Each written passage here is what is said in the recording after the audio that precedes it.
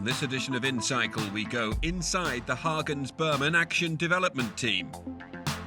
This is the age where they're allowed to fail, and the further on in cycling career you get, the more strict it's going to be, the more detailed it's going to be. We look at one of cycling's greatest teams, HTC Highroad. Nothing was working, and I really thought like it's going to be the worst season in history. And we have that young kid called Greibel. But first, we meet one of cycling's greatest servants, John Barclay.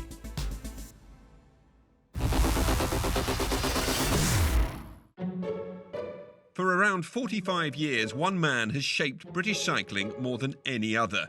Driven by a passion for the sport, John Barclay has been responsible for setting the pathway to the top for a plethora of British stars.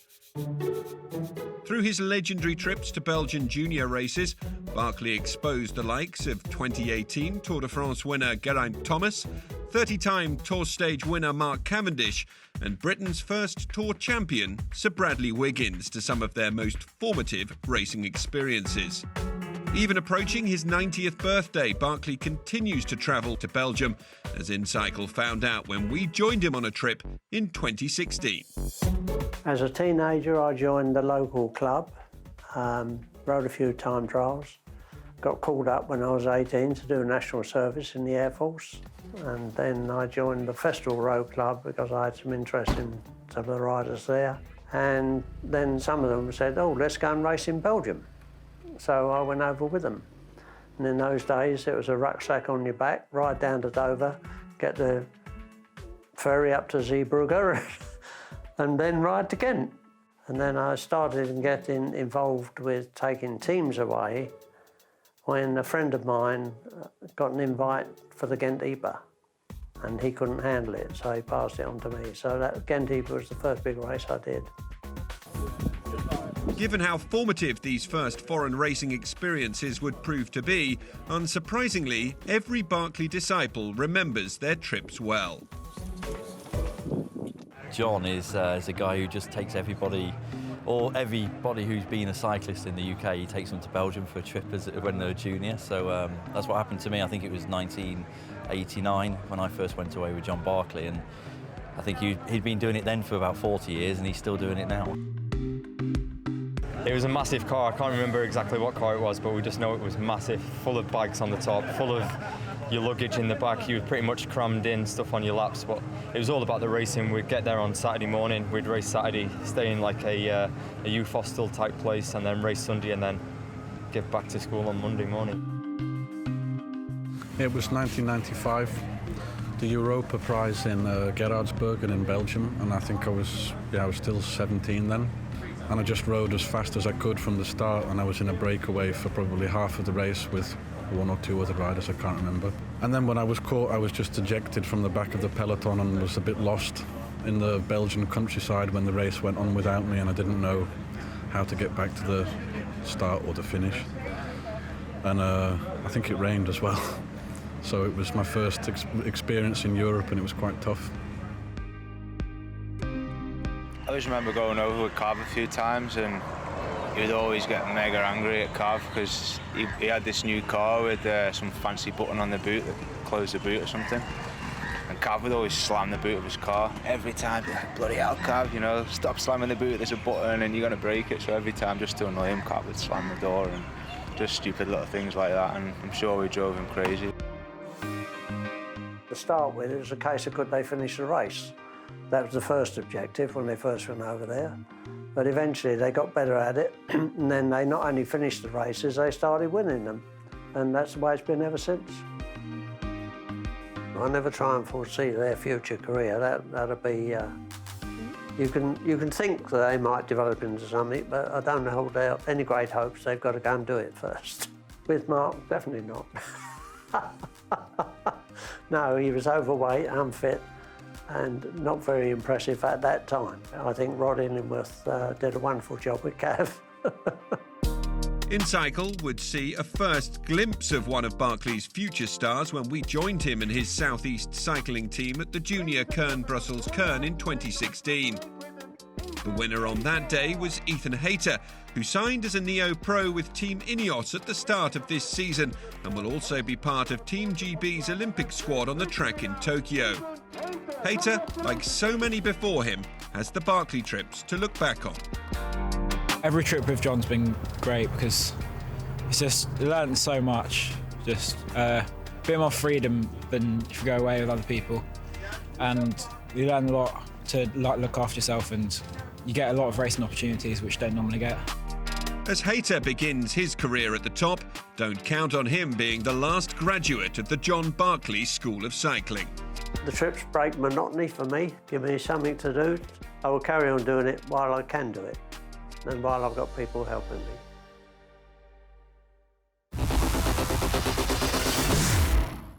To make the jump from junior racing to the elite level of cycling's easier said than done. To help ease that transition, under-23 teams have long acted as the bridge to the next level. Arguably, the biggest and most successful of these is Hagens Berman Axeon. Now in its 12th season, the American squad is the project of a member of cycling royalty, Axel Merckx. The reason the team really started is because it was all part of Lance Armstrong's comeback. He wanted to have a development team created to support Taylor Phinney and asked me if I was interested in running it. When I got the offer, I thought, let's start a team and let's do a team that I wish I was in when I was a bike rider. So I took all what I thought was a positive attitude and things that I went through my whole career and tried to translate that to a true development team with different limited budget, obviously. From that genesis came a full-throttle production line of talent, including one of the World Tour's breakout stars in 2019, Jasper Philipsen.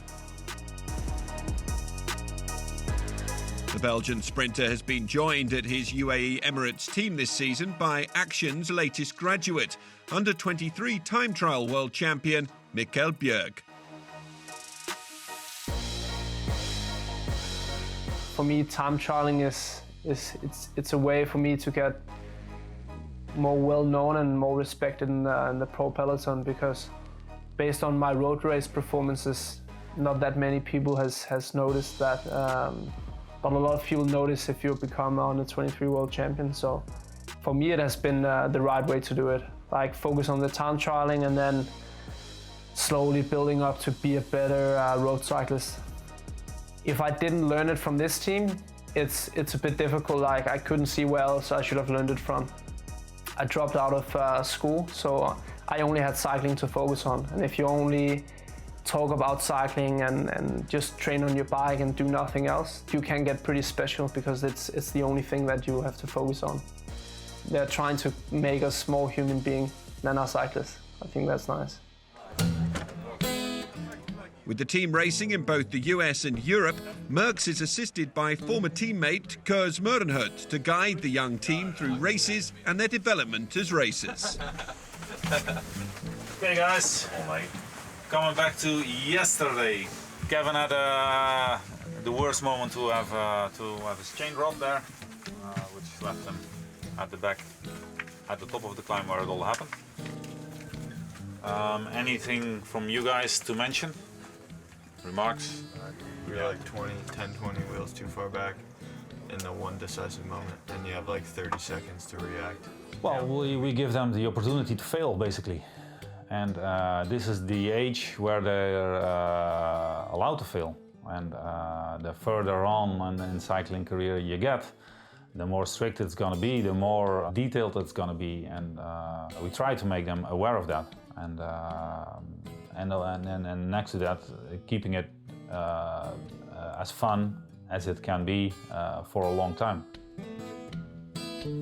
If you're up to it, on kilometer 111, you can win your weight in beer. Mikkel. Yeah, I have to smash it there, man. It's a heavier. I've never thought 10 years ago that I would still be standing here and run the team, but I think we've shown the world, but also shown the riders what we can bring to them and how easier the transition is from development to world tour. And as long as we have sponsors that are willing to invest in youth and in development, I'll try to keep doing this job and this team as long as I can.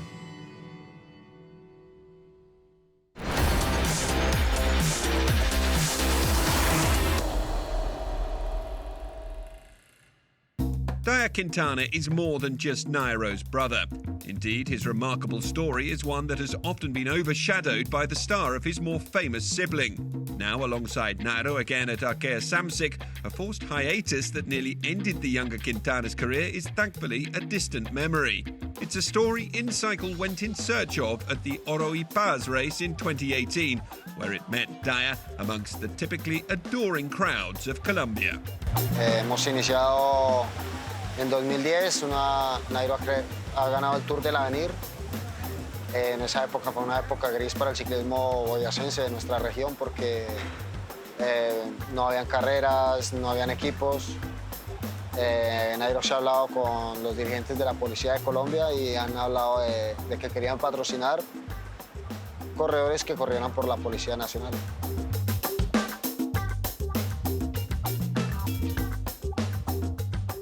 Nos han hecho firmar una resolución de prestar el servicio como auxiliares porque no podíamos ganar dinero de otra manera por parte de la policía.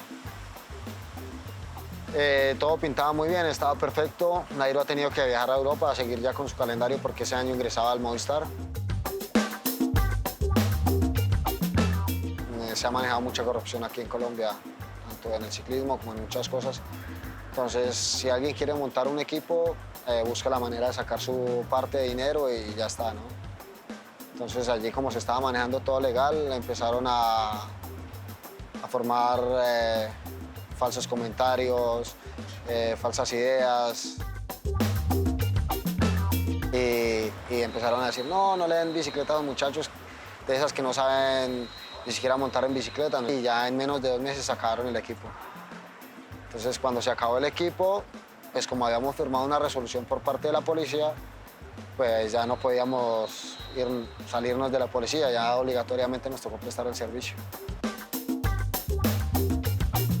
Mi peso normal es 58 kilos. Cuando yo salí de la policía estaba en casi los 75 kilos.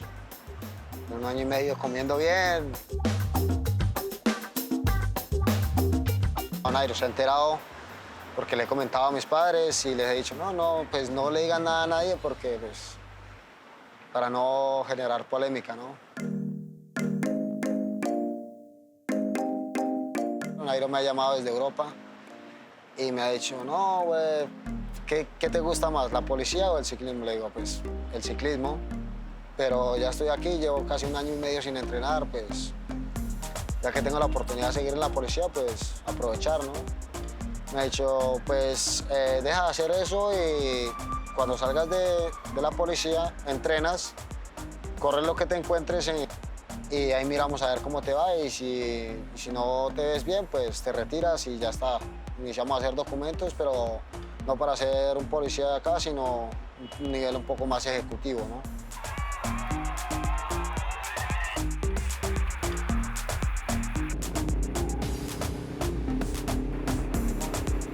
Bueno, ha habido altibajos, ¿no?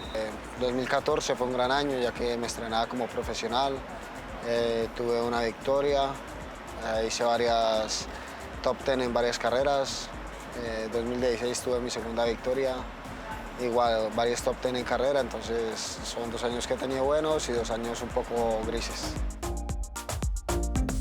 Objetivos para este 2018, pienso que me veré poniendo un ritmo fuerte en las subidas, ya sea para mi propósito o para un propósito de algún tercero, entonces me voy ahí peleando.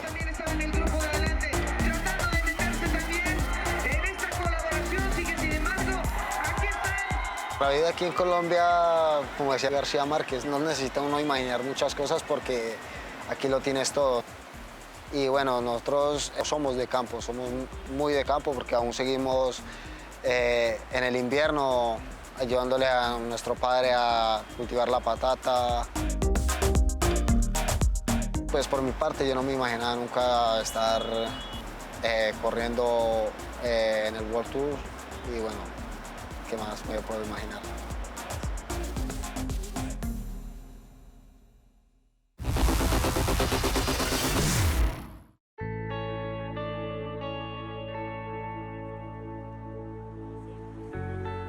Formed from the ashes of the old T-Mobile team from 2008 to 2011, HTC Highroad were the most prolific outfit in cycling, enjoying an 85-win season at their height. So how did this team achieve such success, and why were they ultimately forced to shut down?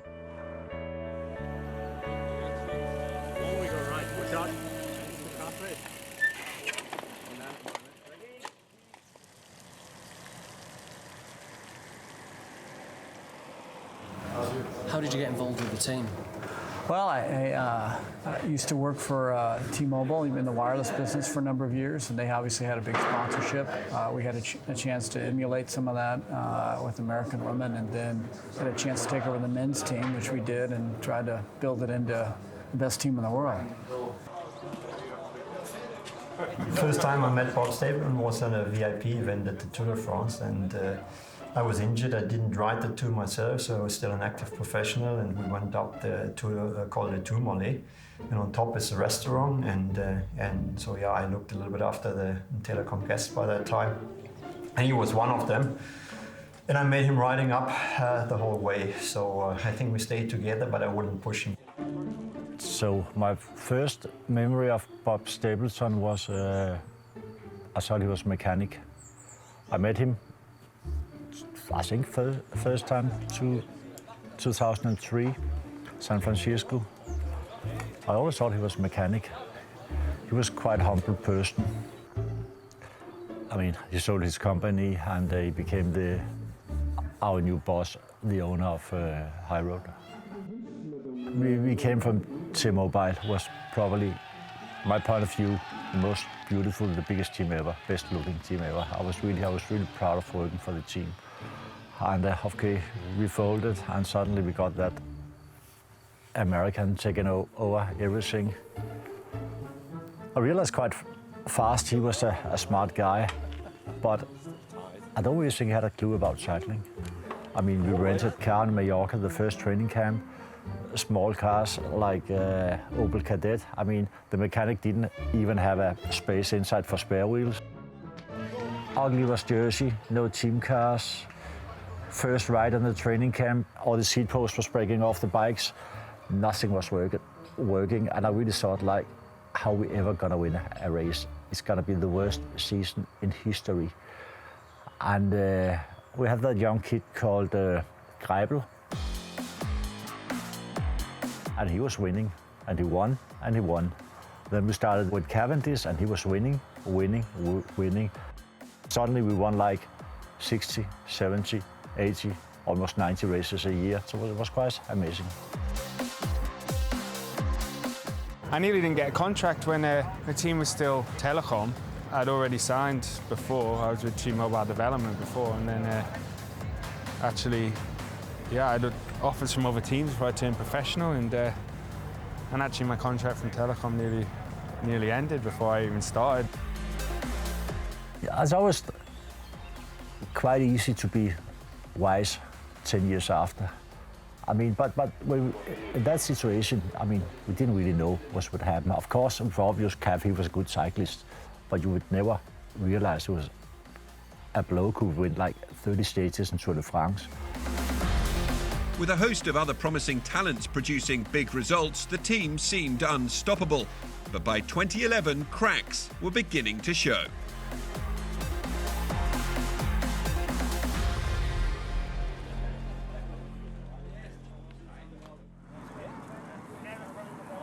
What's Bob like to work for, Bob Stapleton?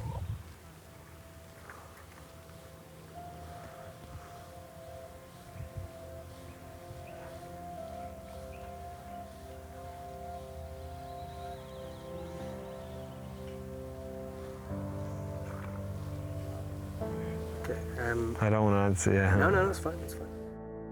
I mean, Cav and Bob, it started quite good, didn't it? You know, when Cav was young, happy family. The last year was like relationship, non-existing, disaster. Would Mark have stayed if we would have continued on that level? No, I think it was the time for him to move on for 2012 because there was this huge national sponsor, you know, with Sky that was just jumping on him. He was world champion. I don't know. I mean, everything's starting gonna end also, and of course with Sky they didn't have a budget. You know that we couldn't follow. I mean, our riders was getting better and better. Greipel probably could make 5 times more money with Lotto. Matthew Goss, who won also, he went to Green Age, probably 10 times more money. And everybody, you know, the value was getting higher and higher for all our riders, and we just couldn't follow. I remember we discussed it. Maybe we could have kept with our budget Tony Martin. That was it. I mean, we tried everything. Went into the tour with Skype on one arm, with Google on the other arm, to give them exposure, you know, to try to pull them over the line, which just couldn't, because I think everybody just found it a crazy idea to invest into cycling. It might be different now. We might be in a better spot. If somebody wants to try, well, he can call Bob. More than teammates, we were friends. Highroad, we were real friends, just going out and just enjoying riding our bikes together. I never felt that in another place since. It was a special atmosphere.